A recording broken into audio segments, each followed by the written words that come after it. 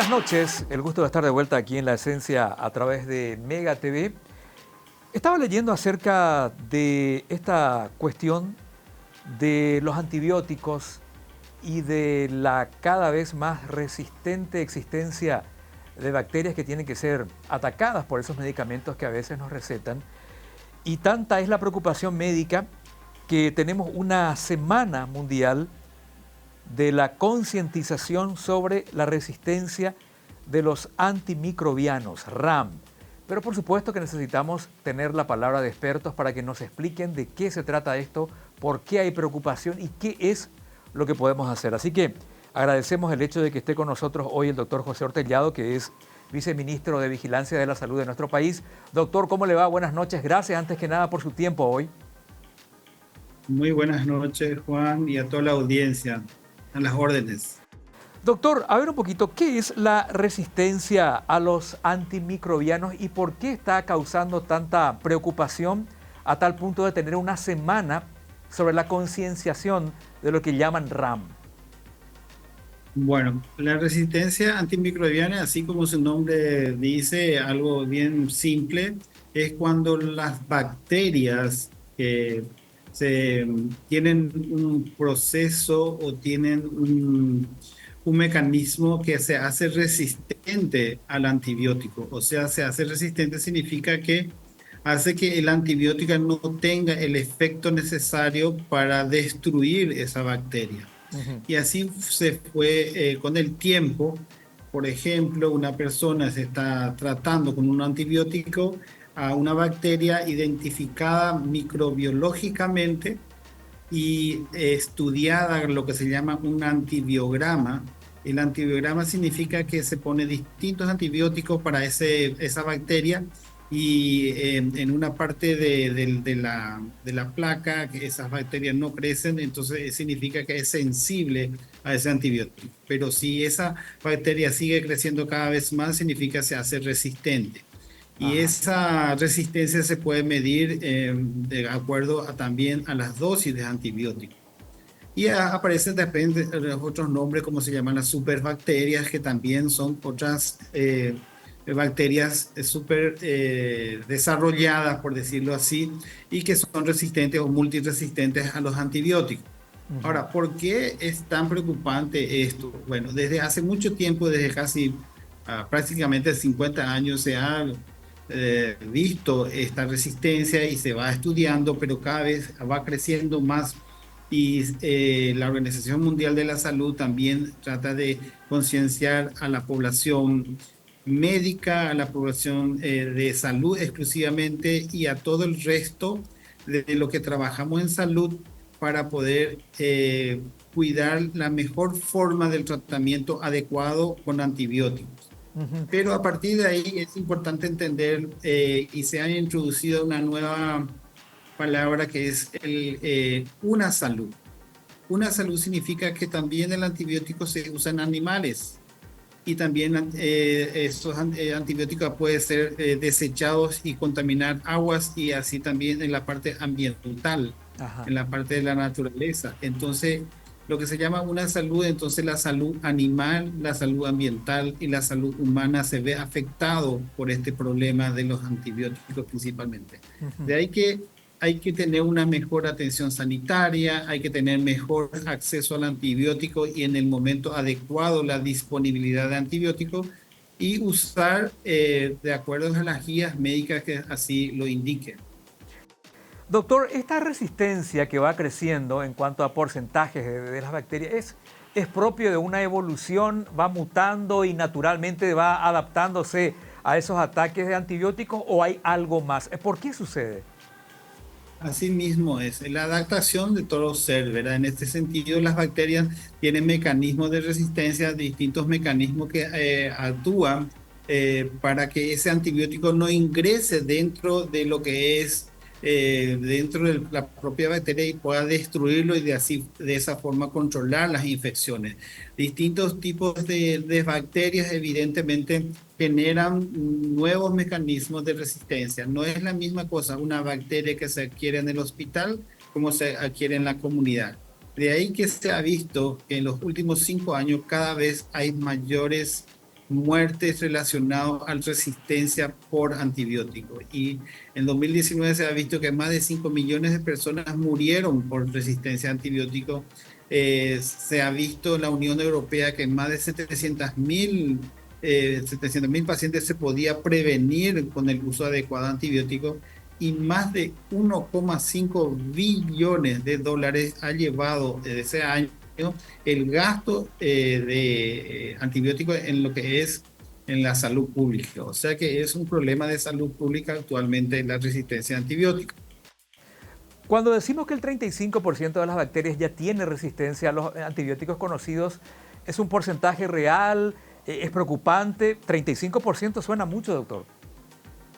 Bueno, hay algunas bacterias que tienen ese porcentaje, como lo que la vez pasada estábamos hablando. La Klebsiella es un tipo de bacteria, principalmente si yo tengo esa bacteria adquirida dentro de un hospital o una terapia intensiva, o si es que estoy yo utilizando antibióticos y de repente puedo aislar ese germen. En un 35% se ve resistencia de esa bacteria a los antibióticos que normalmente se está utilizando. Entonces significa que a veces tengo que usar la asociación de dos antibióticos para, en este caso, o en el caso de que si es multiresistente no puedo utilizar esos antibióticos y tengo que ir a nuevos antibióticos, y peor aún si es que es resistente a todos los tipos de antibióticos. En ese caso, nosotros nos quedamos prácticamente sin poder controlar la infección. Ajá, ajá. Doctor, aquí está una vez más puesta de relevancia el diagnóstico del paciente, ¿no? Yo tengo un caso hace poco de un familiar que va a consulta, le diagnostican, creo que herpangina, algo así, y le recetan aciclovir, pero como no mejoraba, va para ver una segunda opinión y ahí sí le hacen un estudio y resultaba ser algo bacteriano, o sea, ya el tratamiento muy distinto. ¿Por qué esa diferenciación? Es decir, el buen diagnóstico al principio del tratamiento es fundamental, ¿no? Para ver si necesita de antibióticos o no. Bueno, es un punto muy interesante el tema de esto, porque el diagnóstico es fundamental. Porque si yo no tengo un diagnóstico de certeza, estoy haciendo lo que se llama un tratamiento empírico. Si yo no puedo aislar el germen, yo no puedo identificar el germen, y aún más si ese germen o esa bacteria que yo identifico, eh, no puedo elegir bien cuál es el antibiótico adecuado a esa bacteria. Estamos con un problema, y en gran parte, y esto ha evolucionado muchísimo en la actualidad, porque ha mejorado los tiempos de diagnóstico para las bacterias. Anteriormente se tenía que aislar, se tenía que cultivar, se esperaba 48, 72, hasta 5 días a veces para detectar esas bacterias. Actualmente han venido nuevas herramientas o nuevos equipos de una sensibilidad. Apenas que crezca una bacteria ya puede identificarse, o sea, lo que llamamos sistemas automatizados.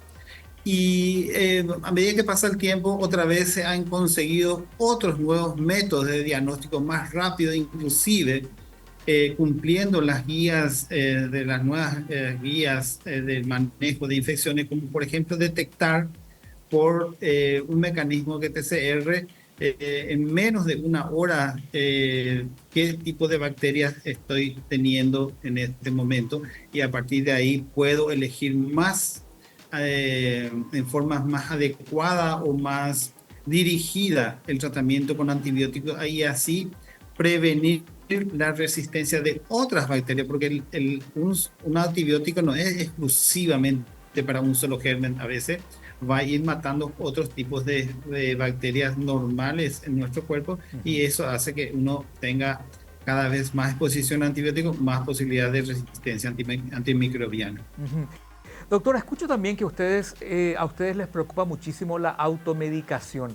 En este caso en particular de la resistencia a los antimicrobianos, ¿por qué la automedicación tiene un papel negativamente importante?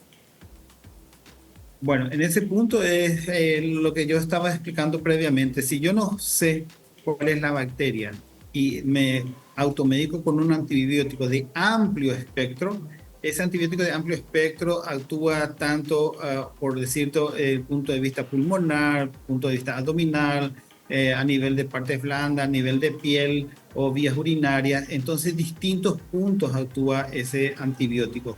Yo tengo que, y además tengo que elegir un antibiótico mucho más simple, mucho más básico de entrada y debe ser indicado exclusivamente por un profesional.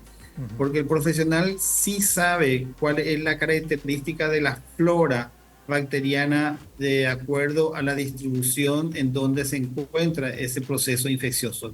No es la misma cosa tratar una infección de la garganta que tratar una infección urinaria. Son distintos tipos de bacterias. Sabemos que hay bacterias gram positivas, gram negativas, aeróbicas, anaeróbicas, y toda esa distribución es manejado por un profesional de salud, y por eso es importante siempre estar dirigido el tratamiento con un profesional de salud, y ese profesional de salud también debe estar apoyado por una herramienta necesaria que es el laboratorio microbiológico para puntualizar mejor el tratamiento del antibiótico. Correcto. Quiero ir a una brevísima pausa, doctor, y a la vuelta a seguir con este tema, porque yo pienso, si es que me automedico es porque encuentro medicamentos antibióticos de venta libre en la farmacia, entonces no habría la necesidad de cambiar las reglas del juego y que los antibióticos no estén tan accesibles para alguien totalmente ignorante en el mundo de la medicina como yo. A ver qué desde las autoridades sanitarias se puede establecer con respecto a eso y otros temas más. Una breve pausa, doctor, y ya regresamos. Sí, segundos nada más. Bueno, no hay problema. Muy bien, vamos a una breve pausa y ya regresamos.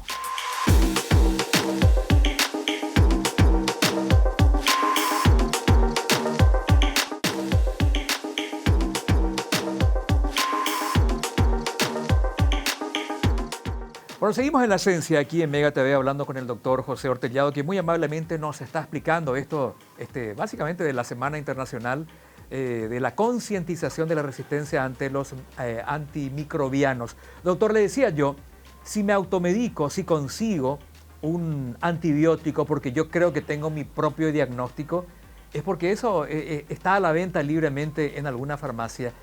¿Cómo toma la entidad sanitaria esta situación? ¿Deberíamos restringir más? ¿Qué se podría hacer para que sea menos accesible, menos fácil a un ignorante de la medicina como yo adquirir ese tipo de medicamentos? Bueno, desde Salud Pública creo que desde el 2019 está por resolución que ningún antibiótico sea expedido en la farmacia sin una receta médica.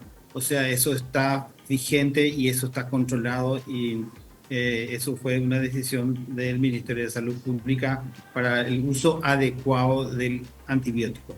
Ahora, dentro de ese uso adecuado del antibiótico, dentro del mismo hospital también a veces está restringido de acuerdo a algún sistema. O sea, yo no tengo en la urgencia una cantidad de antibiótico disponible porque justamente en la urgencia, como el primer contacto del paciente, entonces se utilizan los antibióticos más básicos. Evidentemente que si ese paciente pasa a una sala general dentro del hospital, hay otra disponibilidad de antibióticos, otros distintos tipos de antibióticos, y si ese paciente sigue avanzando su cuadro y llega a la terapia intensiva, evidentemente en la terapia intensiva se cuenta con los antibióticos mucho más potentes también. Ajá. Evidentemente, los distintos tipos de antibióticos pues también tienen su forma de administración.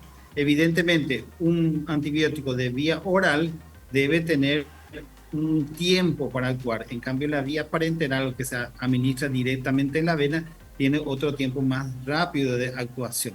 Así también nosotros los médicos que manejamos los diagnósticos tenemos tiempo para manejar. Cuando llega un paciente, lo que le llama un diagnóstico de sepsis, o sea, sepsis es un diagnóstico. Ese diagnóstico de sepsis yo tengo tiempo no más de 1 hora para iniciar a administrar un antibiótico. Y evidentemente, cuanto más antes puedo administrar el antibiótico adecuado para el control de esa infección, mejor evolución va a tener ese paciente. La misma cosa es que un paciente que tenga una colección de pus y yo consumo antibiótico, y eso es muy importante entender, que esa colección yo tengo que drenarlo, tengo que eliminarlo del cuerpo para que el antibiótico pueda funcionar. Porque si yo uso el antibiótico y teniendo un saco de pus dentro de mi organismo, evidentemente que ese saco está protegido y entonces no funciona el antibiótico. Son criterios médicos que hay que ir cumpliendo dentro del manejo de los pacientes con infecciones. Ahora, esa restricción en el acceso de los antibióticos en la farmacia, doctor, no llega a la categoría de medicamentos controlados, ¿no? Que vienen así con un símbolo particular. Creo que hay receta doble, receta triple, uno que tiene que dar en la farmacia. ¿No llega a esa categoría o sí? No, en relación a esa categoría, los estupefacientes, los sedantes, los curarizantes son los que producen relajación. Eso sí es por recetas cuadruplicadas y Ajá. recetas en ese sentido más controladas porque son drogas de uso restringido, digamos así. En cambio, el antibiótico también es un medicamento de uso restringido porque solamente se requiere de una receta simple con el registro del médico. Sí, Ujú. necesitamos una receta de un expedido por un médico dentro de un sistema de salud, ya sea un sistema de salud pública o un sistema de salud privada en ese sentido. Ujú. Con esa receta y con ese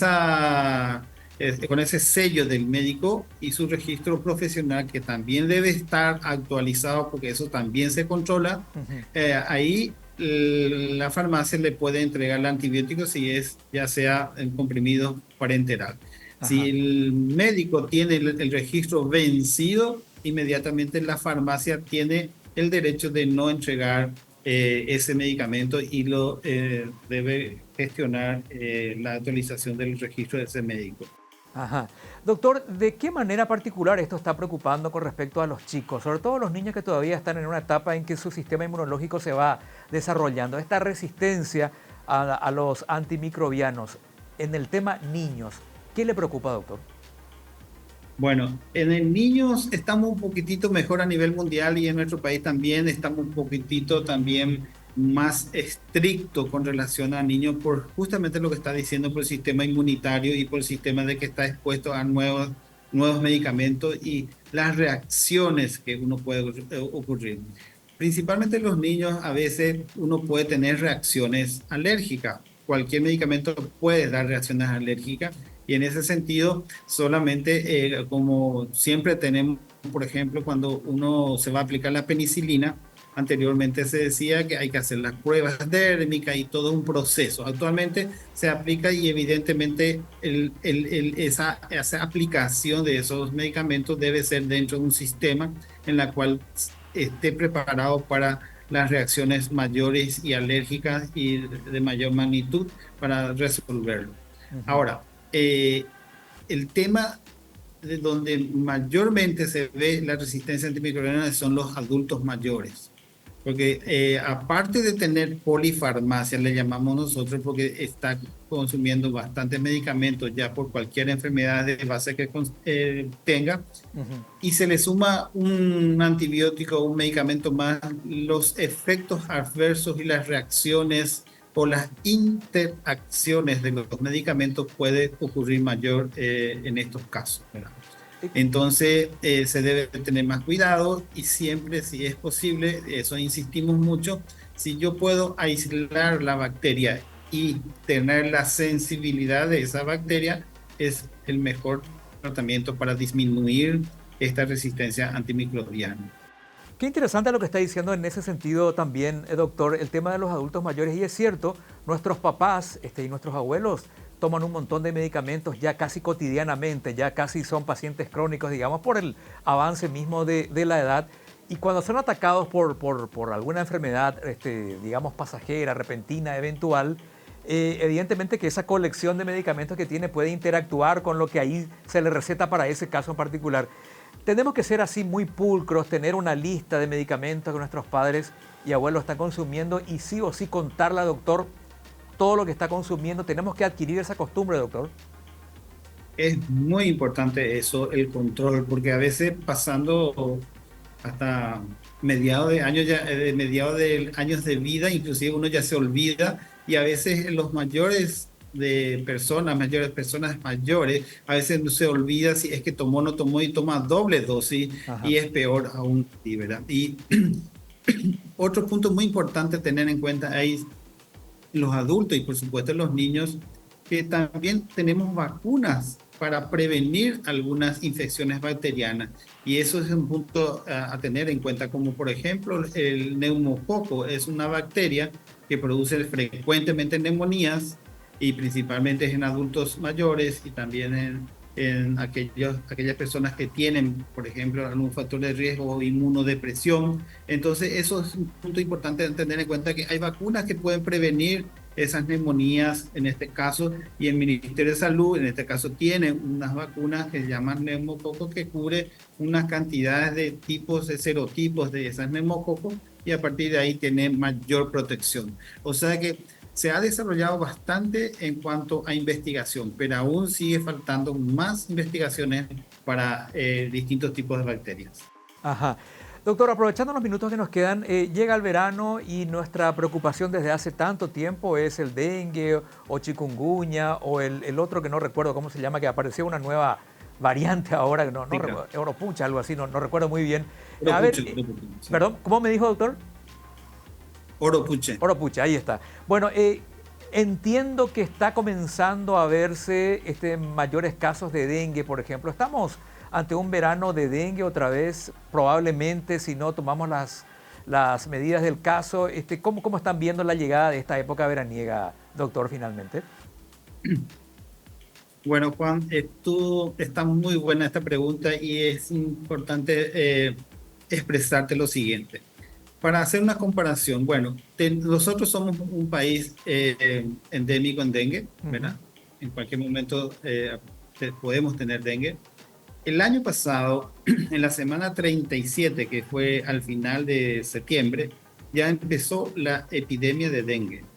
Entonces, hemos planificado y hemos trabajado en una estrategia desde el Ministerio de Salud en forma interinstitucional, o sea, dentro del propio ministerio, e intersectorial con otros sectores del ministerio, que siempre se ha visto que el trabajo en conjunto ha mejorado la prevención. Entonces hemos dicho que en la etapa interepidémica, o sea, entre que terminó la epidemia y el próximo inicio de epidemia, hemos trabajado constantemente tratando de hacer lo que se llama la prevención en todos estos. Y Ujú. hemos hecho el CENEPA, la Dirección de Vigilancia Sanitaria, promoción, y varias otras instituciones del ministerio se han juntado, se han localizado en los distintos puntos y se ha intervenido juntamente con la municipalidad de ese lugar, con las Fuerzas Armadas de ese lugar, en gran parte que se acoplaron a trabajar, y algunas otras entidades privadas y principalmente la comunidad. Ajá. Eso ha demostrado, y creemos que esto ha demostrado la prevención. Por eso que ya estamos pasando prácticamente 10 semanas o 11 semanas de este periodo que debería haber iniciado una epidemia, la tenemos muy baja cantidad de pacientes con dengue. Correcto. Los sospechosos siguen usando, pero eso significa que la prevención en este año insistiremos para que esto no ocurra. Correcto. Doctor, muchísimas gracias. Ha sido usted muy amable, muy claro. Y vamos a seguir conversando de este apasionante e inacabable tema de la salud pública. Muy amable, doctor. Gracias a ustedes y a las órdenes. Muchísimas gracias. El doctor José Ortellado, siempre muy amable y muy claro con la prensa para poder informarnos acerca de las condiciones de la salud pública en nuestro país. Un placer charlar con él siempre. Hasta la próxima, aquí en La Esencia, a través de Mega TV.